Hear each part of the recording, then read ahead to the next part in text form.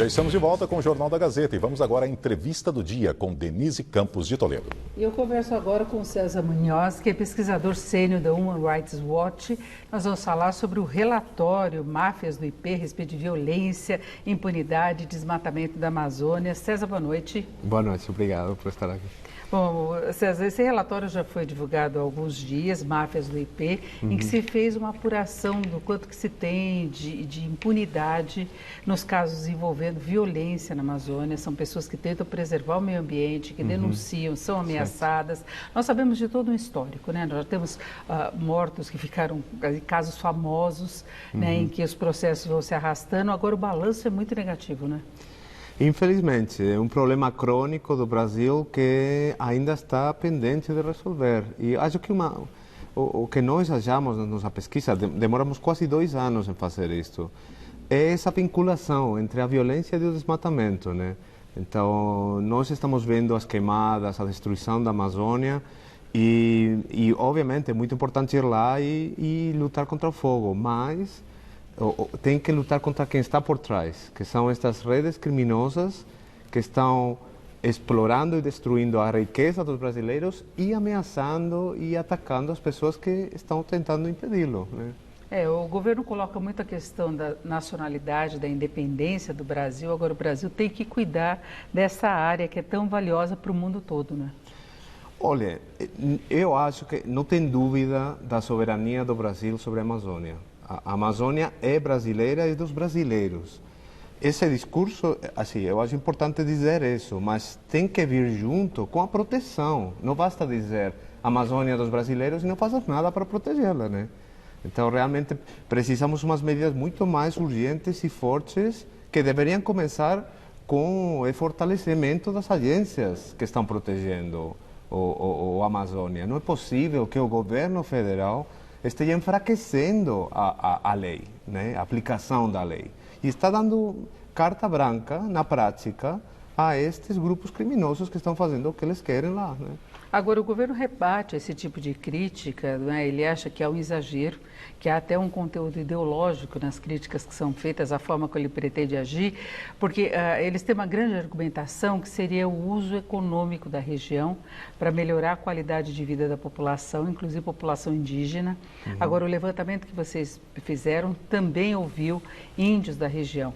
Não é? Então, até que ponto você acha que é viável se ter um desenvolvimento econômico maior na região, mantendo a preservação, melhorando a condição de vida da população, que a gente sabe que é uma população mais pobre mesmo, quando você pega a média, é uma das piores regiões em qualidade de vida, agora sem interferir no meio ambiente de uma forma nociva?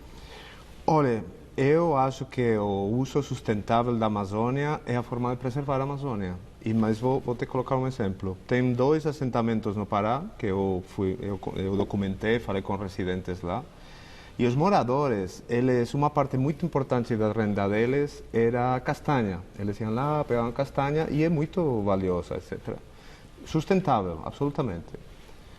Redes criminosas começaram a entrar nos 2 assentamentos, destruindo a floresta. E acabaram com essa fonte de renda para essas pessoas, né? Então, se você quiser fazer a exploração sustentável da Amazônia, tem que começar hoje a atacar essas redes criminosas, porque essas redes não estão produzindo nada, estão destruindo a riqueza que já existe lá.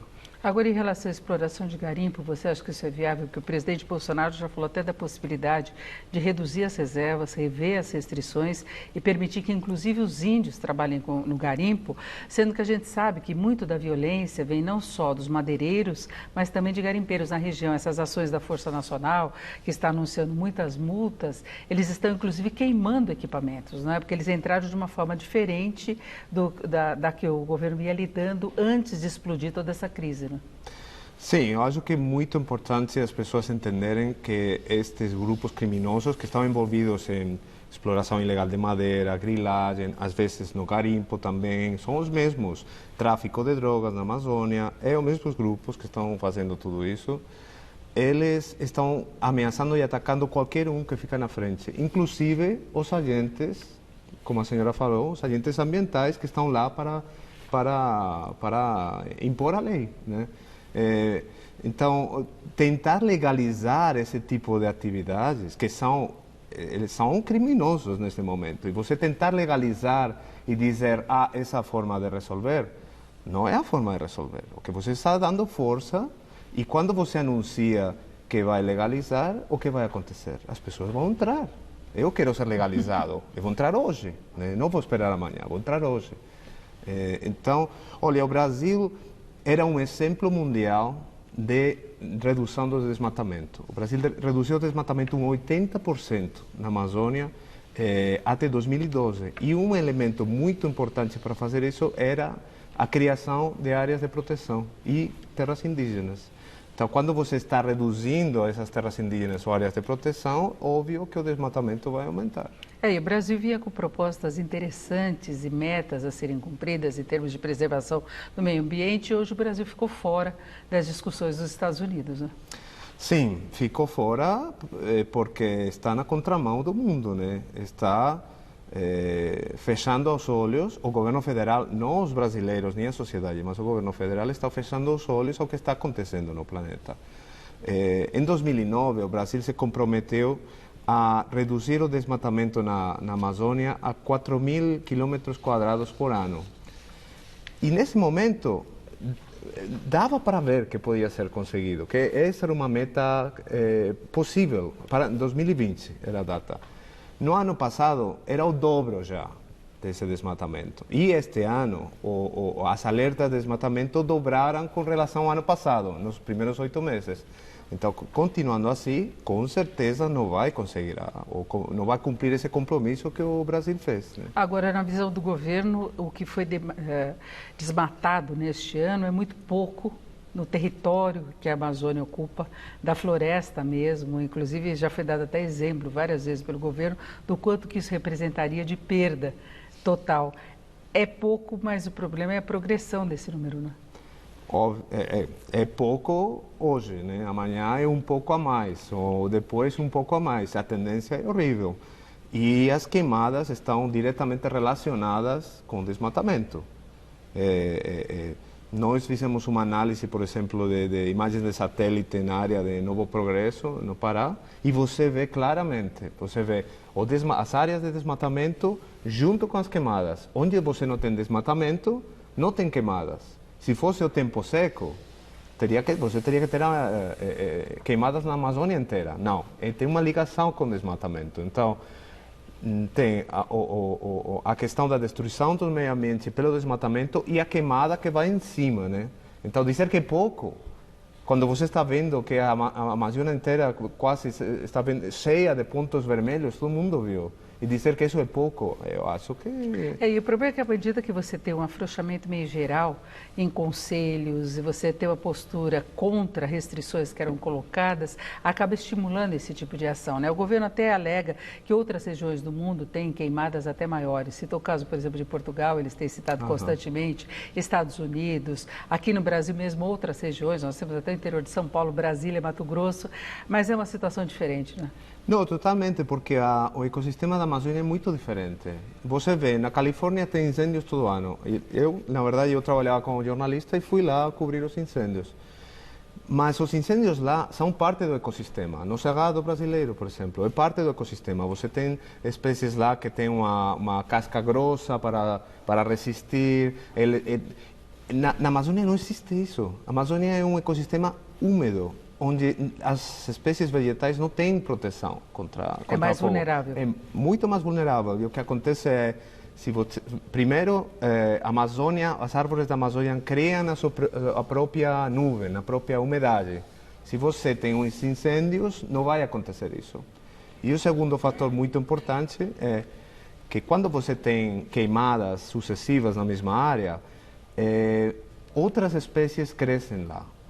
As espécies que são resistentes ao fogo vão crescer lá, não as anteriores, que eram na área úmida. Né? Totalmente, muda o ecossistema, né? E esse é o perigo, porque você pode, se não tomar medidas urgentes, perder a Amazônia. Não é uma coisa impossível. Agora, uma coisa muito séria é a questão de assassinatos mesmo, né? O número que nós temos dos mais de 300 assassinatos registrados, apenas 14 foram julgados. Dos 28 examinados pela Human Rights Watch, apenas 2 foram julgados, e dos mais de 40 casos de ameaças, nenhum foi a julgamento.